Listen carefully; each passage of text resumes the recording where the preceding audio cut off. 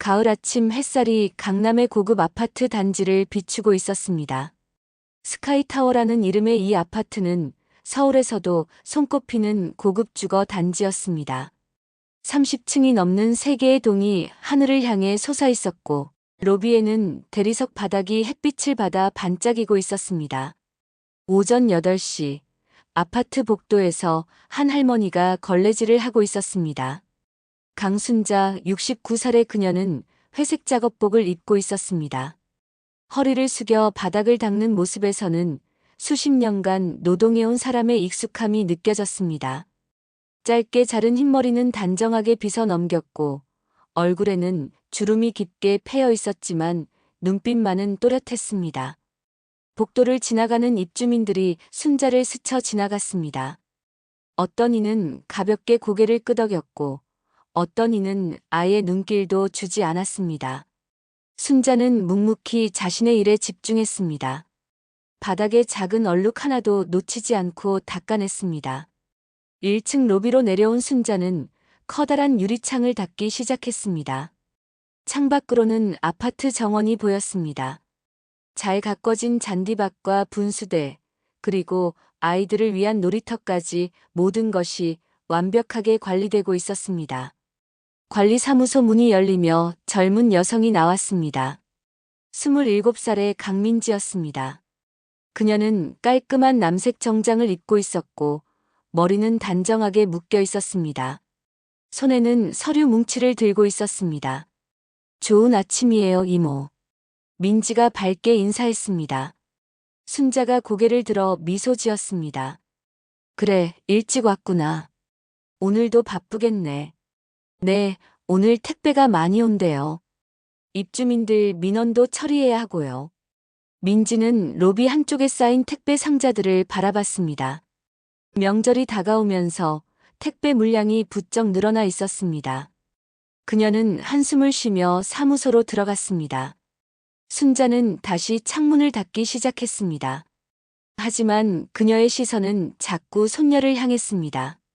민지가 입주민들에게 설명하는 모습, 전화를 받는 모습, 서류를 정리하는 모습 하나하나가 순자의 눈에 들어왔습니다. 오전 10시쯤 로비에 요란한 소리가 울려 퍼졌습니다. 하이힐 소리였습니다. 엘리베이터에서 내린 여성은 40대 초반으로 보였습니다. 명품 가방을 팔에 걸치고 선글라스를 쓴 채로 걸어오고 있었습니다. 서혜진이었습니다. 혜진은 펜트하우스에 사는 입주자 대표였습니다. 그녀의 남편은 대기업 임원이었고 시어머니는 유명한 사업가였습니다. 혜진은 그런 배경을 앞세워 아파트에서 상당한 영향력을 행사하고 있었습니다. 그녀가 관리사무소 앞을 지나가며 순자를 힐끗 쳐다봤습니다. 순자는 고개를 숙여 인사했지만 혜진은 대꾸도 하지 않고 지나쳤습니다. 마치 공기처럼 여기는 듯한 태도였습니다. 순자는 아무렇지 않은 척 계속 일했습니다. 하지만 그녀의 눈빛에는 무언가 깊은 생각이 담겨 있었습니다. 수십 년간 사람을 상대해온 경험이 만들어낸 통찰력이었습니다. 점심시간이 되자 순자는 지하 직원 휴게실로 내려갔습니다. 작은 공간에 플라스틱 의자와 테이블이 놓여 있었고 한쪽에는 낡은 냉장고가 있었습니다. 순자는 도시락을 꺼내 먹기 시작했습니다. 다른 미화원 2명이 들어왔습니다. 50대 여성들이었습니다. 그들은 순자 옆에 앉으며 한숨을 쉬었습니다. 이모, 오늘도 힘드시죠? 괜찮아. 일이 원래 그런 거지 뭐. 저는 진짜 그만두고 싶어요. 입주민들 눈치 보는 거 너무 스트레스예요. 특히 서혜진 씨는 정말 심해요. 지난주에도 제가 청소한 곳 다시 하라고 해서 2번이나 했다니까요. 다른 미화원이 목소리를 낮춰 말했습니다. 순자는 조용히 듣고 있었습니다. 그녀는 이미 몇 달 전부터 이런 이야기들을 들어왔습니다. 입주자 대표의 횡포, 관리사무소의 무책임, 직원들의 고충까지 모든 것이 귀에 들어왔습니다. 오후가 되자 아파트는 더욱 분주해졌습니다. 아이들이 학교에서 돌아오고 주부들이 장을 보러 나갔다가 돌아왔습니다. 순자는 복도와 계단을 오르내리며 청소를 계속했습니다. 저녁 6시 순자는 작업복을 벗고 집으로 향했습니다. 아파트 후문을 나서며 뒤를 돌아봤습니다. 저녁 노을을 받아 빛나는 스카이타워의 모습이 눈에 들어왔습니다. 그녀의 입가에 희미한 미소가 떠올랐습니다. 30년 전 이 땅에 첫 삽을 뜬 것이 바로 자신이었습니다. 남편과 함께 건설사를 운영하며 서울 곳곳에 아파트를 지었고 이 스카이타워는 그 중에서도 가장 자랑스러운 작품이었습니다. 하지만 지금 그 안에서는 자신이 꿈꿨던 것과는 전혀 다른 일들이 벌어지고 있었습니다. 순자는 그것을 직접 눈으로 확인하고 싶었습니다. 그래서 청소 미화원으로 신분을 숨기고 이곳에서 일하기 시작한 것이었습니다. 버스를 타고 집으로 가는 순자의 얼굴에는 복잡한 감정이 어려 있었습니다. 내일은 또 어떤 일이 벌어질까요? 그녀는 창밖을 바라보며 깊은 생각에 잠겼습니다. 아파트 로비의 불빛이 점점 멀어져 갔습니다. 하지만 순자의 마음속에는 무언가 단단한 결심이 자리 잡고 있었습니다. 진실을 보고 그것을 바로잡겠다는 의지였습니다. 그날 밤 스카이타워는 평온해 보였습니다. 하지만 그 안에는 곧 폭풍이 몰아칠 조짐들이 조금씩 쌓여가고 있었습니다. 다음 날 아침 10시 스카이타워 관리사무소는 분주했습니다. 강민지는 컴퓨터 앞에 앉아 입주민 민원을 처리하고 있었습니다. 택배 수령 문의, 주차 문제, 시설 보수 요청 등 하루에도 수십 건의 민원이 들어왔습니다. 사무소 문이 거칠게 열렸습니다. 서예진이 들어왔습니다. 그녀는 오늘도 명품으로 치장한 모습이었습니다. 샤넬 트위드 재킷에 에르메스 가방을 들고 있었고 손목에는 카르티에 시계가 빛나고 있었습니다. 저기요. 혜진의 목소리에는 처음부터 불만이 가득했습니다. 민지가 자리에서 일어나 공손하게 인사했습니다. 안녕하세요, 부인님. 무엇을 도와드릴까요? 내 택배 어디 있어요? 어제 도착했다고 문자 왔는데. 민지가 택배 보관함을 확인했습니다. 하지만 혜진의 이름이 적힌 택배는 보이지 않았습니다. 죄송합니다. 혹시 다른 가족분 성함으로 오지 않으셨을까요? 뭐? 내가 주문한 건데 왜 다른 이름으로 와요? 혜진의 목소리가 높아졌습니다. 민지는 침착하게 시스템을 다시 확인했습니다. 확인해보니 택배가 오늘 오전에 도착 예정으로 나와 있습니다.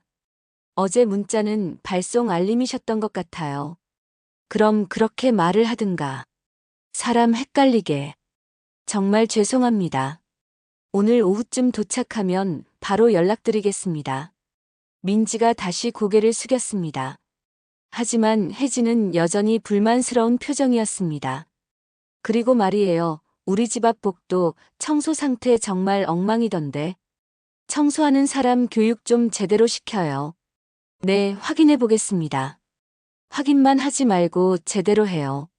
내가 관리비를 얼마나 내는데. 펜트하우스 관리비가 한 달에 200만 원이 넘어요. 혜진의 목소리는 점점 커졌습니다. 사무소에 있던 다른 직원들도 상황을 지켜보기 시작했습니다. 바로 조치하겠습니다. 불편을 드려 죄송합니다. 불편 정도가 아니라 기분이 나쁘다고요. 당신네 계약직들이 일을 대충대충 하니까 이런 거 아니에요? 민지의 표정이 굳었습니다. 하지만 여전히 미소를 잃지 않으려 애썼습니다. 그런데 그 순간이었습니다. 복도를 청소하던 강순자가 사무소 유리문 너머로 상황을 지켜보고 있었습니다. 걸레를 든 채로 서서 두 사람의 대화를 듣고 있었습니다. 혜진이 계속 말을 이었습니다. 아, 그리고 택배 보관 규정도 문제가 많아요. 왜 이틀밖에 안 보관해줘요? 바쁜 사람은 어떻게 하라고. 부인님, 그건 아파트 전체 규정이라서 저희가 임의로 바꿀 수가 없습니다. 규정. 맨날 규정만 들먹이네. 그럼 입주자 대표인 나한테는 예외를 두면 되잖아요. 죄송하지만 그건 다른 입주민분들께 불공평합니다. 불공평?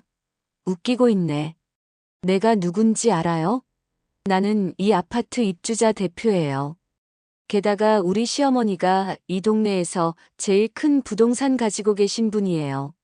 민지가 깊게 숨을 들이쉬었습니다. 참고 또 참아야 했습니다. 그래도 규정은 지켜야 합니다. 부인님께만 예외를 두면 다른 분들도 똑같이 요구하실 거예요. 혜진의 얼굴이 붉어지기 시작했습니다. 그녀는 자신의 요구가 거절당한 것에 분노했습니다. 지금 나한테 말대꾸하는 거예요? 당신 계약직 주제에 감히. 저는 규정을 설명드리는 거예요. 규정. 당신 같은 사람들이 있으니까 이 아파트가 이 모양 이 꼴인 거예요. 바로 그때였습니다. 혜진이 손에 들고 있던 명품 시계 케이스를 번쩍 들어 올렸습니다. 그리고 주저없이 민지의 손등을 내리쳤습니다. 퍽. 둔탁한 소리가 사무소에 울려 퍼졌습니다. 민지가 비틀거리며 손을 움켜잡았습니다. 손등이 빨갛게 부어올랐고 피부가 찢어져 피가 배어나왔습니다. 이딴 식으로 일할 거면 그만둬요. 계약직 주제에 입주자 대표한테 대드니까 이런 거예요. 혜진은 여전히 흥분한 상태였습니다. 그녀의 목소리는 히스테리에 가까웠습니다. 민지는 천천히 고개를 들었습니다. 눈가에 눈물이 맺혔지만 표정은 오히려 차분해졌습니다. 부인님, 이건 폭행입니다. 저는 이 사건을 기록으로 남기겠습니다. 뭐? 기록? 웃기지 마요. 당신이 뭘 기록해요? 필요한 조치를 취하겠습니다. 민지가 서랍에서 사건 접수 양식을 꺼냈습니다. 손이 떨렸지만 펜을 들었습니다. 바로 그 순간 복도에서 지켜보던 순자의 눈빛이 차갑게 변했습니다. 그녀의 손에 든 걸레가 물을 뚝뚝 떨어뜨리고 있었습니다. 주먹을 꽉 쥔 손에서는 핏줄이 붉어져 나왔습니다. 혜진은 계속 소리를 질렀습니다. 기록해요. 마음껏 기록해봐요. 어차피 당신 내일이면 잘릴 텐데. 그녀는 가방을 들고 사무소를 나갔습니다. 하이힐 소리가 복도에 요란하게 울렸습니다. 민지는 자리에 앉아 손등을 바라봤습니다. 상처 부위가 점점 더 부어올랐습니다. 다른 직원들이 다가와 걱정스럽게 물었지만 민지는 괜찮다고만 반복했습니다. 순자는 복도에서 혜진이 엘리베이터를 타고 올라가는 것을 지켜봤습니다. 그리고 나서 천천히 사무소 쪽으로 걸어갔습니다. 유리문 너머로 손녀의 모습이 보였습니다. 민지는 여전히 사건 접수 양식을 작성하고 있었습니다. 떨리는 손으로 한 글자 한 글자 적어 내려가고 있었습니다. 순자는 주머니에서 작은 수첩을 꺼냈습니다. 그리고 방금 목격한 모든 것을 기록하기 시작했습니다. 날짜, 시간, 장소, 가해자, 피해자, 그리고 상황까지 빠짐없이 적어 내려갔습니다. 그녀의 눈빛에는 깊은 분노와 함께 단단한 결심이 서려 있었습니다. 이제 더 이상 지켜보기만 할 수는 없었습니다. 하지만 아직은 때가 아니었습니다. 순자는 수첩을 주머니에 넣고 다시 청소를 시작했습니다. 하지만 그녀의 마음속에서는 이미 계획이 시작되고 있었습니다. 오늘 일어난 일은 작은 시작에 불과했습니다. 진짜 폭풍은 이제부터 몰려올 것이었습니다. 그날 저녁 6시, 강민지는 자신의 원룸으로 돌아왔습니다. 아파트에서 새 정거장 떨어진 곳에 있는 작은 방이었습니다. 문을 열고 들어서자마자 그녀는 소파에 주저앉았습니다. 손등에 상처가 욱신거렸습니다. 약국에서 산 연고를 바르고 밴드를 붙였지만 통증은 여전했습니다. 하지만 더 아픈 것은 마음이었습니다. 민지는 휴대폰을 꺼내 할머니에게 전화를 걸었습니다. 몇 번의 신호음 후에 순자가 받았습니다. 할머니. 그래, 민지야. 퇴근했어? 네. 할머니는요? 나도 방금 집에 왔다. 저녁은 먹었니? 아직이요. 입맛이 없어서. 전화기 너머로 순자의 한숨 소리가 들렸습니다. 그녀는 이미 모든 것을 알고 있었지만 모르는 척해야 했습니다. 무슨 일 있어? 목소리가 안 좋은데. 민지는 잠시 망설였습니다. 할머니에게 걱정을 끼치고 싶지 않았지만 결국 참았던 말이 터져 나왔습니다. 오늘 입주자 대표한테 맞았어요. 뭐? 순자의 목소리에 놀람이 섞였습니다. 물론 연기였지만 누가 들어도 진짜처럼 들렸습니다. 택배 규정 설명하다가 그분이 화를 내시면서 손으로 때리셨어요. 많이 다쳤어? 괜찮아요. 손등만 좀 부은 거예요. 별거 아니에요. 별거 아니긴. 그건 폭행이야. 경찰에 신고해야지. 회사에서 조용히 넘어가래요. 입주자 대표니까 문제 크게 만들지 말래요. 순자의 손이 꽉 쥐어졌습니다. 전화기를 든 손에 힘이 들어갔습니다. 그럼 넌 어떻게 할 거야? 모르겠어요. 할머니, 저 이 일 계속할 수 있을까요? 맨날 참기만 하는 게 너무 힘들어요. 민지의 목소리가 떨렸습니다. 참았던 눈물이 터져 나왔습니다. 민지야, 잘 들어. 할머니가 항상 하는 말 기억하지? 네. 진짜 품격은 어려운 순간에 어떻게 행동하느냐로 결정된다. 내가 참는 게 아니라 맞서 싸워야 할 때가 있어. 하지만 저는 그냥 계약직이에요. 회사도 저를 안 지켜줘요. 그래도 포기하면 안 돼. 내가 포기하면 다음에 또 다른 사람이 똑같이 당할 거야. 순자의 목소리는 단호했습니다. 민지는 할머니의 말을 들으며 조금씩 마음을 다잡았습니다. 할머니 말이 맞아요. 저 포기 안 할게요. 그래, 우리 민지. 힘내. 전화를 끊은 후 순자는 창밖을 바라봤습니다. 저 멀리 스카이타워의 불빛이 보였습니다. 그녀의 눈빛에는 결연한 의지가 담겨 있었습니다. 다음 날 아침 관리사무소는 긴장감으로 가득했습니다. 소장 유정훈이 민지를 따로 불렀습니다. 그는 50대 초반의 남성으로 항상 입주민들 눈치를 보며 일하는 사람이었습니다. 민지 씨, 어제 일 때문에 왔어요. 네, 소장님. 서혜진 부인께서 항해 전화를 하셨어요. 민지 씨가 무례하게 대했다고. 민지의 얼굴이 굳었습니다. 소장님, 저는 규정대로 설명드린 것뿐이에요. 오히려 저가 폭행을 당했습니다. 알아요. 하지만 서 부인은 입주자 대표세요. 우리가 함부로 대할 수 있는 분이 아니에요. 그래서 제가 참아야 한다는 말씀이세요? 유정훈이 난처한 표정을 지었습니다. 이 일을 크게 만들지 말았으면 해요. 조용히 넘어가면 안 될까요? 저는 사건 접수를 했습니다. 이건 명백한 폭행이에요. 민지 씨, 현실을 봐요. 계약직이 입주자 대표와 싸워서 이길 수 있을 것 같아요? 그 말에 민지는 할 말을 잃었습니다. 현실의 벽이 너무 높게 느껴졌습니다. 일주일만 쉬어요. 유급 휴가 줄게요. 그동안 생각 좀 하고. 소장님, 제가 잘못한 게 뭔가요? 잘못한 건 없어요. 하지만 이게 현실이에요. 민지는 소장실을 나왔습니다. 복도를 걷는 그녀의 발걸음은 무거웠습니다. 바로 그때 복도 끝에서 순자가 걸레질을 하고 있었습니다. 두 사람의 눈이 마주쳤습니다. 순자는 아무 말 없이 고개를 끄덕였습니다. 그 눈빛에는 위로와 격려가 담겨 있었습니다. 민지는 사물함에서 짐을 챙겼습니다. 일주일 휴가라고 했지만 사실상 사직 압박이라는 것을 알고 있었습니다. 집으로 돌아온 민지는 침대에 누워 천장을 바라봤습니다. 머릿속이 복잡했습니다. 포기하고 싶은 마음과 싸우고 싶은 마음이 교차했습니다. 그날 저녁 순자가 민지의 집을 찾아왔습니다. 손에는 도시락을 들고 있었습니다. 할머니, 밥 먹어야지. 할머니가 해왔어. 두 사람은 작은 식탁에 앉아 밥을 먹었습니다. 순자는 손녀의 얼굴을 유심히 살폈습니다. 민지야, 할머니한테 솔직하게 말해봐. 진짜 어떻게 하고 싶어? 저는 포기하고 싶지 않아요. 하지만 현실이 너무 힘들어요. 회사는 저를 안 지켜주고 가해자는 오히려 더 당당하고 그럼 혼자 싸우지 말고 도움을 받아. 누구한테요? 아무도 저를 도와주지 않아요. 순자가 민지의 손을 꽉 잡았습니다.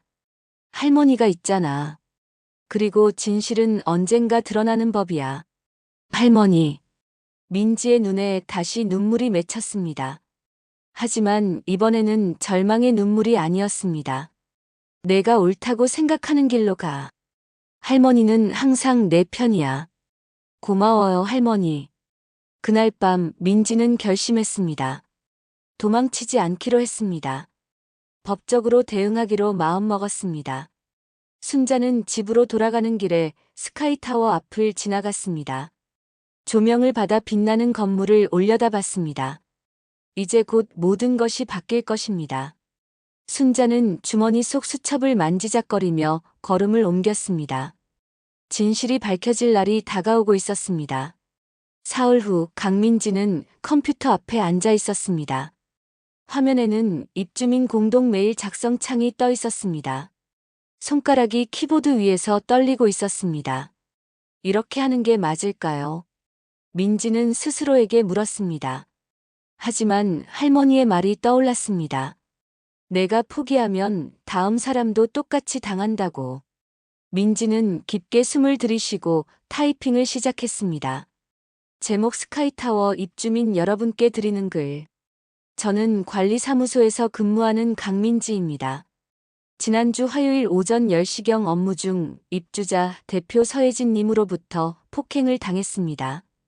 택배 보관 규정을 설명하던 중 명품 시계 케이스로 손등을 맞아 상처를 입었습니다.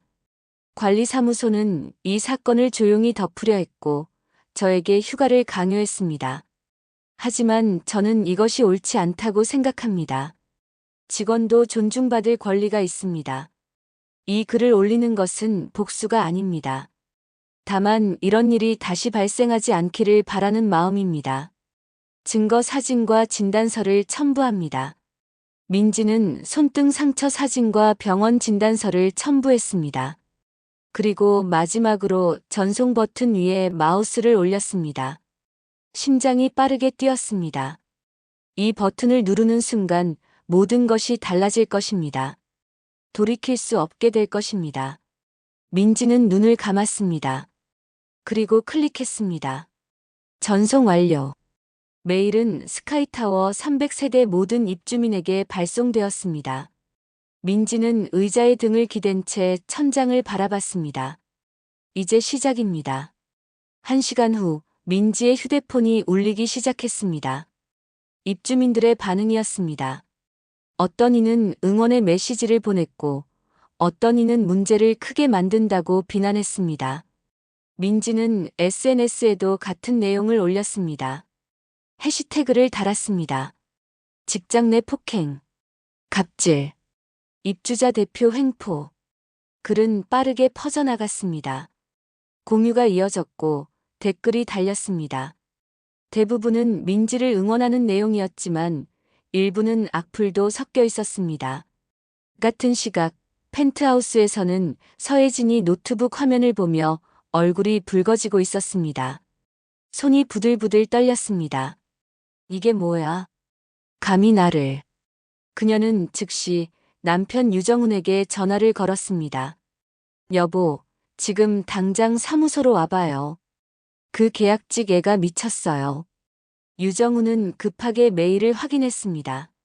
그의 얼굴도 창백해졌습니다. 이건 예상하지 못한 상황이었습니다. 오후 2시 관리사무소는 비상이 걸렸습니다. 유정훈이 긴급회의를 소집했습니다.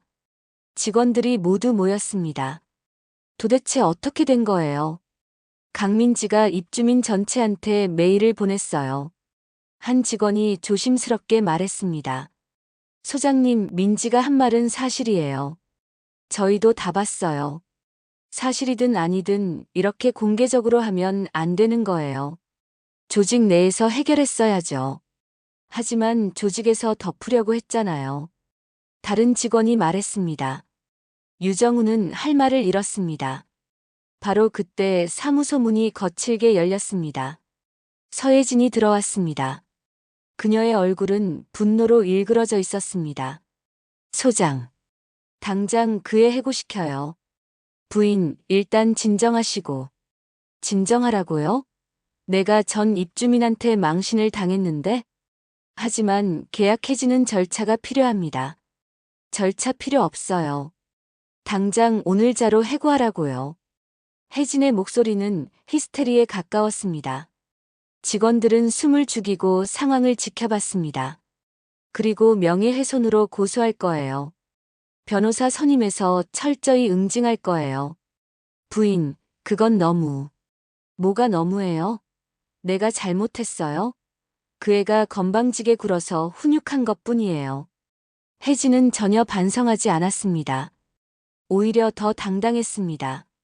한편 아파트 복도에서는 순자가 이 모든 소리를 듣고 있었습니다. 사무소 문이 열려 있어서 대화가 다 들렸습니다. 그녀는 걸레질을 하는 척하면서 모든 내용을 기억했습니다. 수첩은 이미 주머니에 준비되어 있었습니다.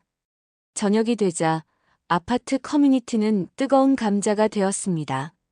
입주민들이 양쪽으로 나뉘어 논쟁을 벌였습니다. 어떤 입주민은 민지를 옹호했습니다.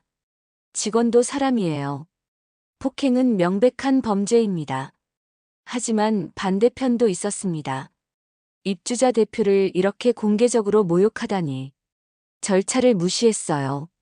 논쟁은 밤늦게까지 계속되었습니다.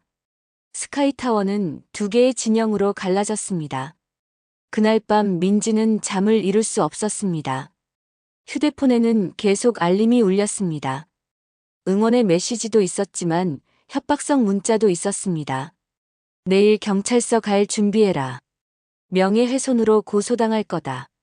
민지의 손이 떨렸습니다. 하지만 후회하지 않았습니다. 이미 선택한 길이었습니다. 다음 날 아침 민지는 경찰서로 향했습니다. 손에는 증거 자료가 담긴 봉투를 들고 있었습니다. 진단서, 사진, 그리고 목격자 진술서까지 모두 준비했습니다. 경찰서 입구 앞에서 민지는 깊게 숨을 들이쉬었습니다. 그리고 문을 열고 들어갔습니다. 바로 그때 민지의 휴대폰이 울렸습니다. 할머니에게서 온 문자였습니다. 민지야, 잘하고 있어. 할머니가 항상 지켜보고 있다. 용기내. 민지는 미소를 지었습니다. 그리고 당당하게 신고 접수대로 걸어갔습니다. 폭행 사건으로 고소하러 왔습니다. 담당 경찰이 서류를 받아들었습니다. 민지는 차분하게 사건의 전말을 설명했습니다. 같은 시각 스카이타워 복도에서 순자는 휴대폰을 내려놓았습니다. 손녀가 경찰서에 간 것을 확인했습니다. 이제 모든 준비가 끝났습니다. 순자는 주머니에서 수첩을 꺼내 마지막 장에 무언가를 적었습니다. 디데이가 다가오고 있었습니다. 진실이 밝혀질 날이 코앞이었습니다. 일주일이 지났습니다. 스카이타워는 여전히 논란의 중심에 있었습니다. 경찰 조사가 시작되었고 언론에서도 이 사건에 관심을 보이기 시작했습니다. 강민지는 변호사와 상담을 마치고 나왔습니다. 법률구조공단에서 무료 변호를 지원해주기로 했습니다. 작은 희망이었습니다. 하지만 서혜진 측도 만만치 않았습니다. 그녀는 대형 로펌 변호사를 선임했고 민지를 명예훼손과 업무방해로 맞고소했습니다. 아파트 입주민 비상총회가 소집되었습니다. 목요일 저녁 7시 커뮤니티 센터 대강당에 입주민들이 모여들었습니다. 100여 명이 넘는 사람들이 자리를 채웠습니다. 무대 위에는 입주자 대표 서혜진과 관리사무소 소장 유정훈이 앉아 있었습니다. 긴장된 분위기가 흘렀습니다. 혜진이 마이크를 잡았습니다. 입주민 여러분, 오늘 이 자리는 최근 불거진 사건에 대해 명확히 하기 위해 마련했습니다. 그녀의 목소리는 차분했지만 단호했습니다. 저는 관리사무소 직원에게 폭행을 가한 적이 없습니다. 단지 업무 태도를 지적했을 뿐입니다. 오히려 그 직원이 저를 모욕했고, 이제는 거짓으로 저를 고소까지 했습니다. 객석에서 웅성거림이 일었습니다. 혜진은 계속 말을 이었습니다. 이런 일이 방치되면 우리 아파트의 질서가 무너집니다. 직원이 입주자를 상대로 거짓 고소를 하는 것을 용납할 수 없습니다. 일부 입주민들이 박수를 쳤습니다. 하지만 다른 쪽에서는 야유가 나왔습니다. 한 입주민이 손을 들었습니다. 대표님, 그럼 CCTV는 확인해 보셨나요? 증거가 있을 텐데요. 혜진의 표정이 굳었습니다. 유정훈이 급하게 마이크를 받았습니다. CCTV는 관리사무소 내부만 설치되어 있습니다. 해당 시간대 영상은 각도상 명확하지 않습니다. 그건 이상하지 않나요? 왜 명확하지 않은 거죠? 다른 입주민이 소리쳤습니다. 회의장이 점점 소란스러워졌습니다. 바로 그때 뒤쪽 문이 열렸습니다. 강민지가 들어왔습니다. 그녀는 단정한 정장을 입고 있었고 손에는 서류 뭉치를 들고 있었습니다. 객석이 조용해졌습니다. 모든 시선이 민지에게 쏠렸습니다. 저도 말씀드릴 것이 있습니다. 민지의 목소리는 떨리지 않았습니다. 그녀는 천천히 무대 쪽으로 걸어갔습니다. 혜진이 벌떡 일어났습니다. 당신이 여기 왜 와요? 출입 금지 아니었어요? 저는 입주민도 아니고 직원도 아닙니다. 하지만 피해자로서 발언할 권리가 있습니다. 민지가 마이크 앞에 섰습니다. 손은 떨렸지만 목소리는 단호했습니다. 저는 거짓말하지 않았습니다. 서혜진 대표님께서 명품 시계 케이스로 제 손등을 내리쳤고 저는 상처를 입었습니다. 진단서와 사진이 있습니다. 그녀가 서류를 들어 보였습니다. 스크린에 상처 사진이 크게 떠올랐습니다. 객석에서 탄식이 흘러나왔습니다. 그리고 이것은 같은 날 제가 작성한 사건 보고서입니다. 당시 목격자 진술도 있습니다. 목격자요? 누가 봤다는 거예요? 혜진이 소리쳤습니다. 민지는 침착하게 대답했습니다. 그날 복도에서 청소하시던 분이 계셨습니다. 객석 맨 뒤에서 강순자가 천천히 일어났습니다. 회색 작업복을 입은 그녀는 조용히 앞으로 걸어 나왔습니다. 저요. 순자의 목소리가 강당에 울렸습니다. 사람들이 놀라 그녀를 쳐다봤습니다. 청소 아줌마가 왜 나와요? 유정훈이 당황한 목소리로 말했습니다. 순자는 개의치 않고 계속 걸었습니다. 저는 그날 현장에 있었습니다. 모든 것을 봤습니다. 혜진의 얼굴이 창백해졌습니다. 당신이 뭘 봤다는 거예요? 청소나 하는 사람이. 제가 뭘 하든 목격자는 목격자입니다. 순자가 무대 앞까지 왔습니다. 그녀는 주머니에서 작은 수첩을 꺼냈습니다. 저는 그날부터 모든 것을 기록했습니다. 날짜, 시간, 장소, 상황까지 말이죠. 그녀가 수첩을 펼쳤습니다. 빼곡하게 적힌 글씨들이 보였습니다. 10월 15일 화요일 오전 10시 20분. 관리사무소 앞.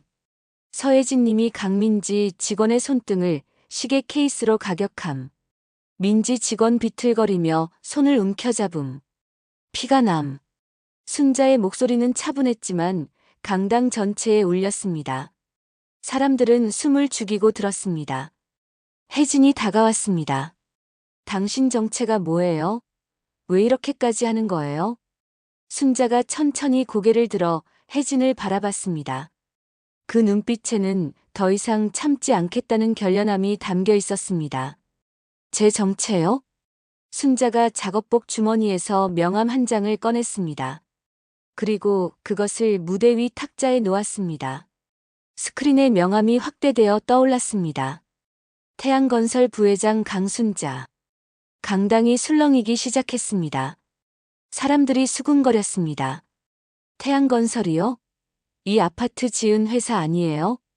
부회장이 왜 청소를 해요? 순자가 마이크를 잡았습니다. 여러분, 제 소개를 하겠습니다. 저는 30년 전 이 땅에 스카이타워를 세운 태양건설의 창업자이자 부회장 강순자입니다. 강당이 완전히 조용해졌습니다. 충격에 빠진 침묵이었습니다. 은퇴 후 제가 만든 이 아파트가 어떻게 운영되는지 보고 싶었습니다. 그래서 청소미화원으로 일하며 지켜봤습니다. 순자의 눈빛이 혜진을 향했습니다. 그리고 봤습니다. 권력을 가진 사람이 약한 사람을 어떻게 대하는지 말이죠. 혜진은 말문이 막혔습니다. 유정훈도 얼어붙었습니다. 긴급 입주민 회의를 다시 소집하겠습니다. 하지만 이번에는 제가 주재하겠습니다. 순자의 목소리에는 흔들림이 없었습니다.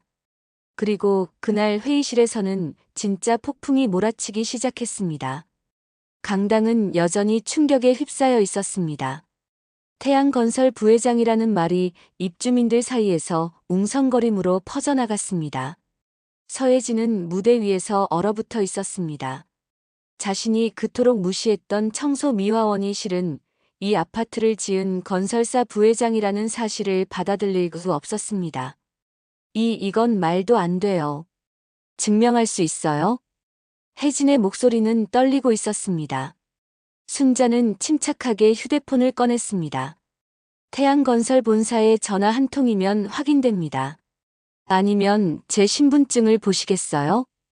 그녀가 지갑에서 신분증을 꺼내 스크린에 비쳤습니다. 강순자, 생년월일, 그리고 주소까지 모든 것이 명확했습니다. 객석 한쪽에서 한 입주민이 휴대폰으로 검색을 시작했습니다. 맞아요. 태양건설 홈페이지에 나와 있어요. 강순자 부회장. 창업 멤버이자 현재 이사회 고문이라고. 다른 입주민들도 휴대폰을 꺼내 확인했습니다.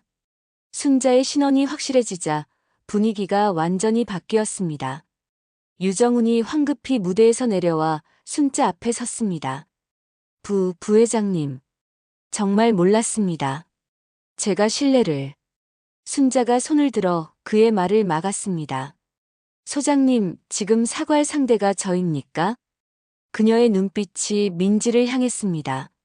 민지는 무대 한쪽에 서서 할머니를 바라보고 있었습니다.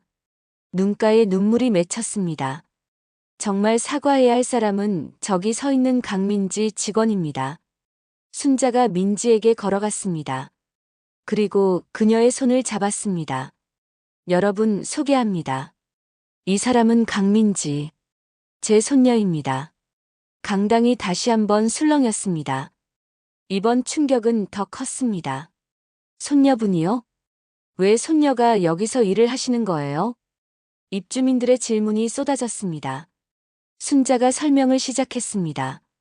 제가 은퇴한 후 손녀에게 부탁했습니다.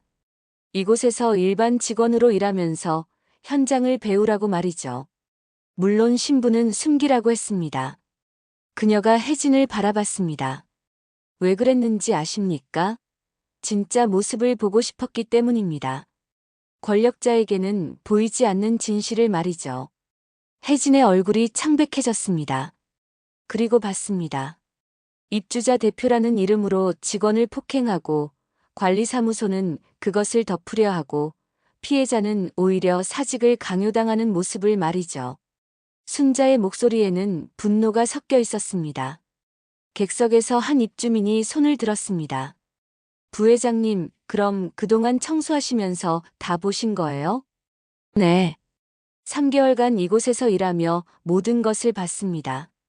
직원들이 어떤 대우를 받는지, 입주민들이 어떻게 행동하는지 말이죠.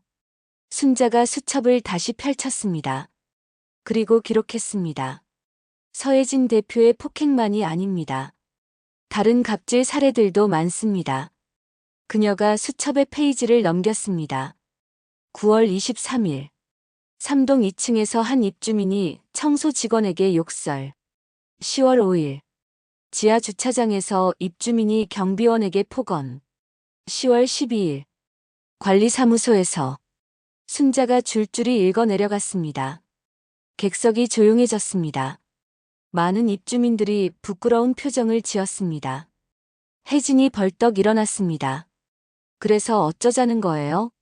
저를 망신 주려고 이런 쇼를 벌인 거예요? 쇼가 아닙니다. 진실을 밝히는 겁니다. 순자의 목소리는 단호했습니다. 여러분, 저는 30년 전 이 땅에 첫 삽을 뜰 때 꿈을 꿨습니다. 모든 사람이 존중받는 공간을 만들고 싶었습니다. 입주민도, 직원도, 방문객도 모두 평등하게 대접받는 곳을 말이죠. 그녀가 강당을 천천히 둘러봤습니다. 하지만 지금 이곳은 어떻습니까? 돈이 많은 사람이 권력을 쥐고 약한 사람을 짓밟는 곳이 되었습니다. 맞는 말씀이에요. 객석에서 한 입주민이 소리쳤습니다. 다른 이들도 고개를 끄덕였습니다. 순자가 유정훈을 바라봤습니다. 소장님, 관리사무소의 역할이 무엇입니까? 그것은 입주민들의 편의를 돕고. 아닙니다. 관리사무소는 이 공간을 건강하게 유지하는 것이 첫 번째 임무입니다. 입주민의 편의도 중요하지만 직원의 권리를 지키는 것도 똑같이 중요합니다. 유정훈은 고개를 숙였습니다. 순자가 다시 혜진을 향했습니다. 서혜진 대표님, 질문하겠습니다. 제 손녀를 폭행한 것을 인정하십니까? 혜진이 입술을 깨물었습니다. 하지만 대답하지 않았습니다. 증거가 있습니다. 목격자도 있고 진단서도 있고 CCTV도 있습니다. CCTV는 명확하지 않다고 했잖아요. 각도가 좋지 않을 뿐 영상은 있습니다. 제가 이미 확보했습니다. 순자가 노트북을 열었습니다. 화면에 영상이 재생되기 시작했습니다. 관리사무소 복도의 CCTV 영상이었습니다. 비록 측면에서 찍힌 영상이지만 혜진이 시계 케이스를 들어 올리는 모습, 민지의 손등을 내리치는 모습이 명확히 보였습니다. 강당에서 탄식이 흘러나왔습니다. 이건 혜진의 목소리가 떨렸습니다. 명백한 폭행입니다. 변명의 여지가 없습니다. 순자가 영상을 멈췄습니다. 그리고 이제 결정을 내리겠습니다. 그녀가 서류 한 장을 꺼냈습니다. 첫째, 서혜진 대표의 입주자 대표 자격을 즉시 박탈합니다. 둘째, 향후 스카이타워 출입을 6개월간 제한합니다. 뭐라고요? 내가 사는 집인데 출입 제한이요? 혜진이 소리쳤습니다. 이것은 아파트 관리 규약에 명시된 조항입니다. 공동체 질서를 심각하게 해친 경우 입주민 총회 결의로 출입을 제한할 수 있습니다. 순자가 입주민들을 바라봤습니다. 여러분의 의견을 묻겠습니다. 찬성하시는 분? 객석 곳곳에서 손이 올라갔습니다. 대부분의 입주민들이 찬성했습니다. 가결되었습니다. 혜진은 믿을 수 없다는 표정으로 주저앉았습니다. 그녀가 가진 모든 권력이 한순간에 무너져 내렸습니다. 그리고 유정훈 소장은 즉시 해임합니다. 직원 보호 의무를 저버렸습니다. 유정훈도 고개를 떨구었습니다. 순자가 민지에게 다가갔습니다. 그리고 손녀를 꼭 안아주었습니다. 잘 참았다. 우리 민지. 민지의 눈에서 눈물이 흘러내렸습니다. 하지만 이번에는 기쁨의 눈물이었습니다. 강당에서 박수가 터져 나왔습니다. 입주민들이 일어나 박수를 보냈습니다. 정의가 구현되는 순간이었습니다. 입주민 총회가 끝난 후 강순자는 긴급관리사무소 회의를 소집했습니다. 다음 날 오전 10시 회의실에는 관리사무소 직원들과 미화원, 경비원들까지 모두 모였습니다. 평소라면 이런 회의에 청소 직원이나 경비원이 참석하는 일은 없었습니다. 하지만 오늘은 달랐습니다. 순자가 직접 모든 직원을 초대했습니다. 회의실 앞쪽에는 순자와 민지가 나란히 앉아 있었습니다. 더 이상 작업복이 아닌 단정한 정장 차림이었습니다. 여러분, 먼저 제대로 소개하겠습니다. 저는 태양건설 부회장 강순자입니다. 그리고 이 사람은 제 손녀 강민지입니다. 직원들은 여전히 믿기지 않는다는 표정이었습니다. 3개월간 함께 일했던 청소 아줌마가 부회장이라니요. 지난 3개월간 여러분과 함께 일하며 많은 것을 배웠습니다. 현장의 목소리를 직접 들었고 여러분이 겪는 어려움도 봤습니다. 순자가 서류를 펼쳤습니다. 그래서 오늘부터 스카이타워는 완전히 달라질 것입니다. 첫 번째 변화입니다. 직원 보호 규정을 새로 제정합니다. 그녀가 문서를 나눠주기 시작했습니다. 앞으로 입주민이 직원에게 폭언이나 폭행을 할 경우 즉시 경고 조치가 내려집니다. 재발 시에는 관리비 가상금 부과와 출입 제한까지 가능합니다. 한 미화원이 조심스럽게 손을 들었습니다. 부회장님, 정말 그렇게 할 수 있나요? 입주민들이 반발하지 않을까요? 반발하면 나가시면 됩니다. 이곳은 돈 많은 사람만 사는 곳이 아닙니다. 서로 존중할 줄 아는 사람들이 사는 곳이어야 합니다. 순자의 목소리는 단호했습니다. 두 번째입니다. 계약직 차별을 없앱니다. 모든 직원은 동등한 대우를 받습니다. 급여 체계를 개편하고 복지도 정규직과 동일하게 적용합니다. 회의실에서 탄성이 터져 나왔습니다. 몇몇 직원의 눈에는 눈물이 맺혔습니다. 세 번째입니다. 직원 고충 처리 창구를 신설합니다. 부당한 대우를 받으면 언제든 신고할 수 있고 익명도 보장됩니다. 한 경비원이 물었습니다. 그럼 관리사무소장은 어떻게 되나요? 새로운 소장을 외부에서 영입합니다. 그리고 임시로 제가 직접 관리를 맡겠습니다. 직원들이 놀란 표정을 지었습니다. 부회장님이 직접요? 네. 이곳이 제대로 자리 잡을 때까지는 제가 책임지겠습니다. 순자가 민지를 바라봤습니다. 그리고 강민지는 관리사무소 부소장으로 승진합니다. 박수가 터져 나왔습니다. 민지는 당황한 표정으로 고개를 저었습니다. 할머니, 아니 부회장님. 저는 아직 경험은 쌓으면 됩니다. 중요한 것은 올바른 가치관입니다. 넌 그걸 증명했어. 순자가 민지의 손을 잡았습니다. 회의가 끝난 후 순자는 서혜진의 집을 방문했습니다. 펜트하우스 현관문 앞에서 초인종을 눌렀습니다. 문이 열렸습니다. 혜진은 초췌한 모습이었습니다. 화장기 없는 얼굴에 눈이 퉁퉁 부어 있었습니다. 뭐 하러 왔어요? 혜진의 목소리에는 적대감이 가득했습니다. 이야기하러 왔습니다. 할 말 없어요. 돌아가세요. 혜진이 문을 닫으려 했지만 순자가 막았습니다. 서 대표님, 아니 서혜진 씨. 잠깐만 들어보세요. 순자의 진지한 눈빛에 혜진은 문을 열어줬습니다.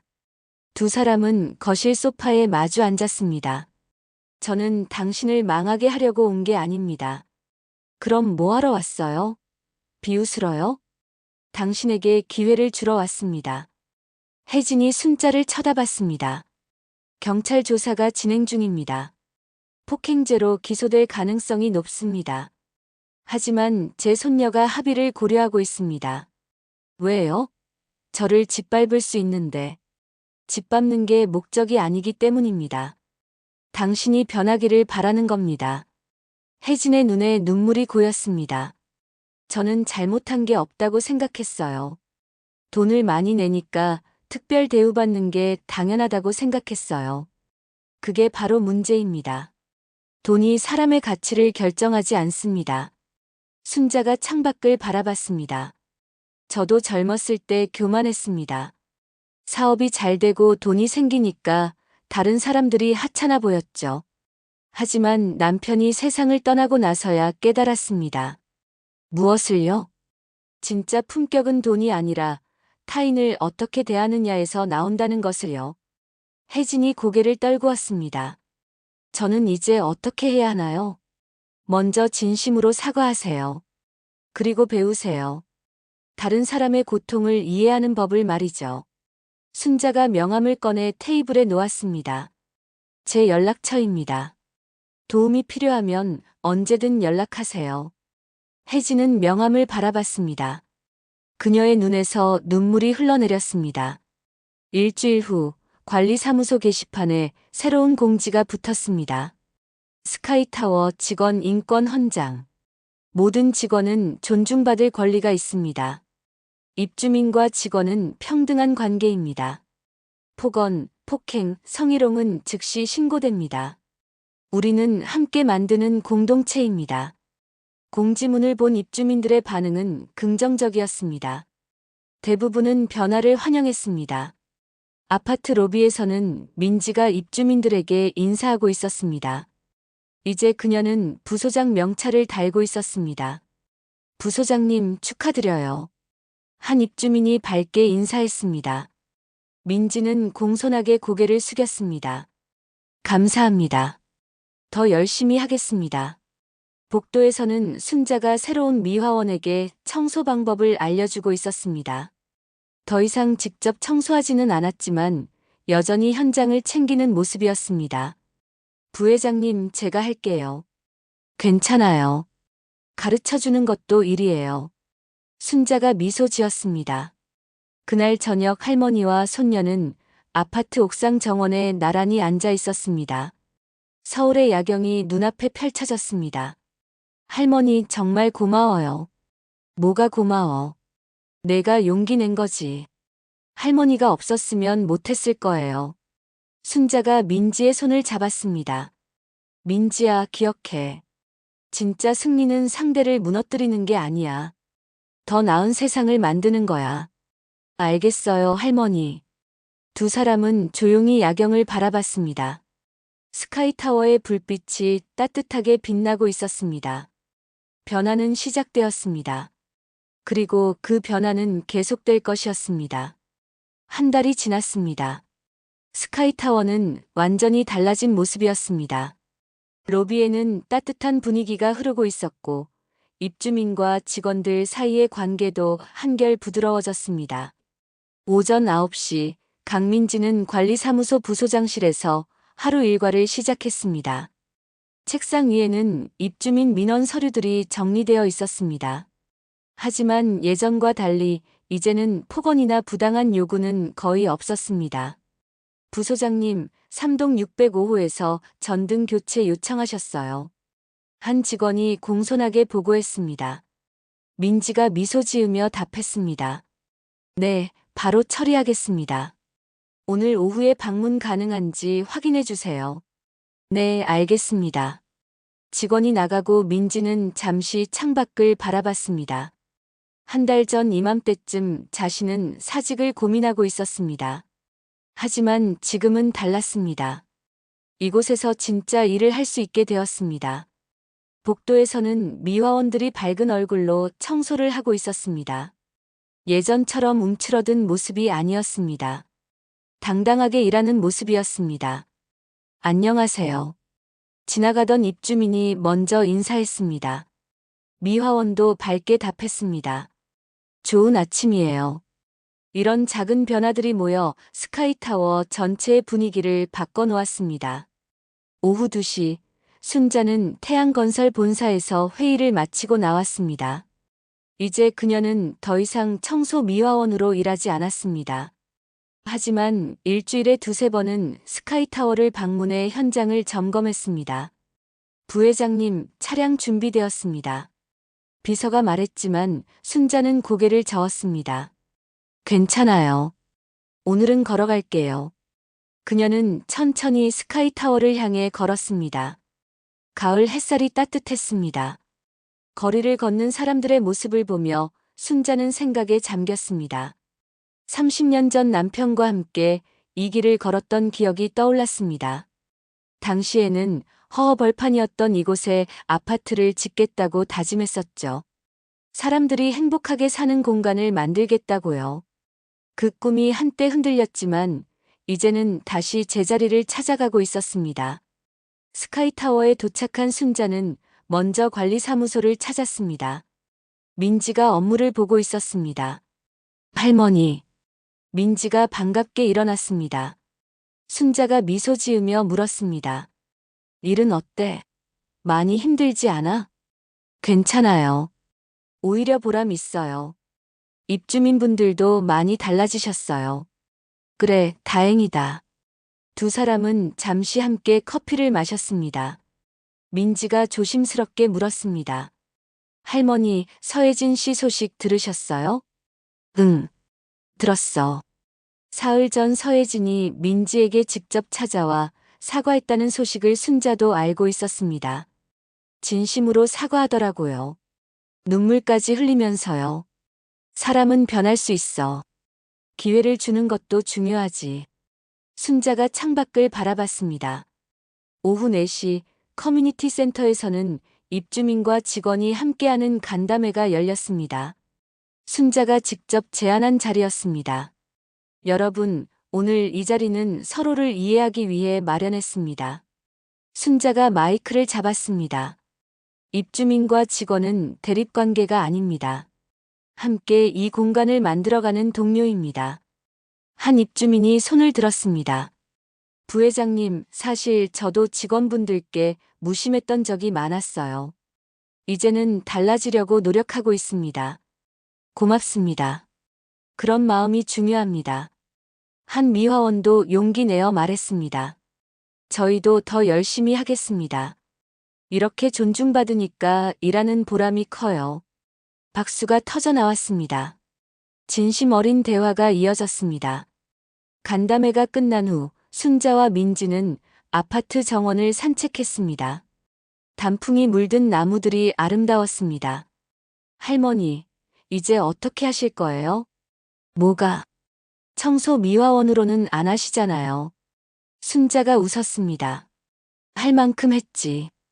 이제는 내가 할 차례야. 저요? 그래. 넌 이제 여기서 정말로 배웠어. 현장이 무엇인지 사람이 무엇인지 말이야. 민지가 고개를 끄덕였습니다. 네, 할머니.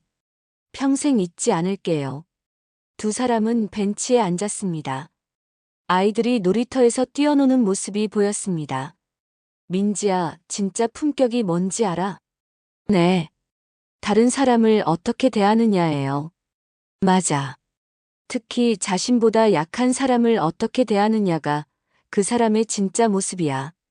순자가 손녀의 손을 잡았습니다. 넌 그걸 증명했어. 어려운 상황에서도 포기하지 않고 옳은 길을 선택했지. 할머니 덕분이에요. 아니야. 내 용기 덕분이야. 할머니는 그냥 지켜봤을 뿐이야.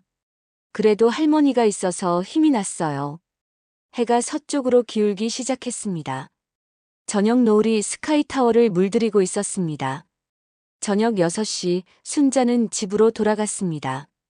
작은 아파트였지만 아늑한 공간이었습니다.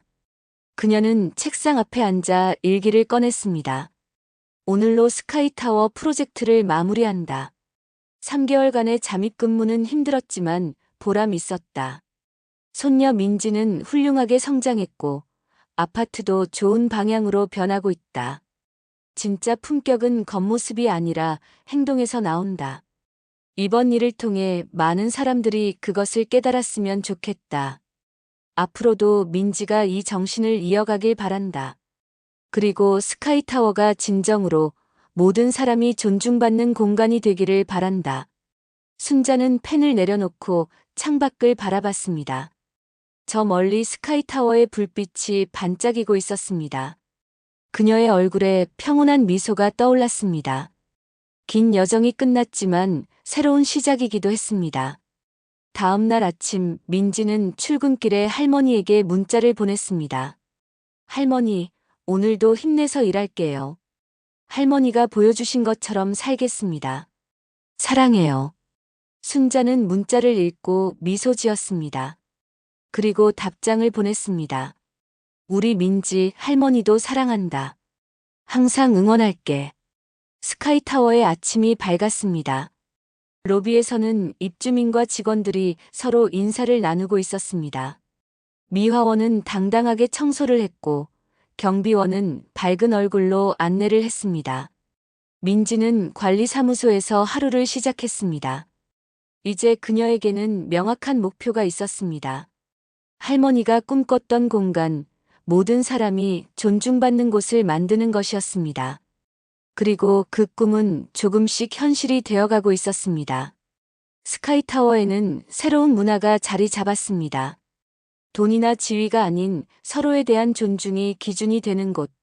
진짜 품격이 살아 숨쉬는 공간이었습니다. 한 사람의 용기와 한 할머니의 지혜가 만들어낸 작은 기적이었습니다. 그리고 그 기적은 계속 이어질 것이었습니다. 이야기가 재미있으셨다면 구독과 좋아요 부탁드려요.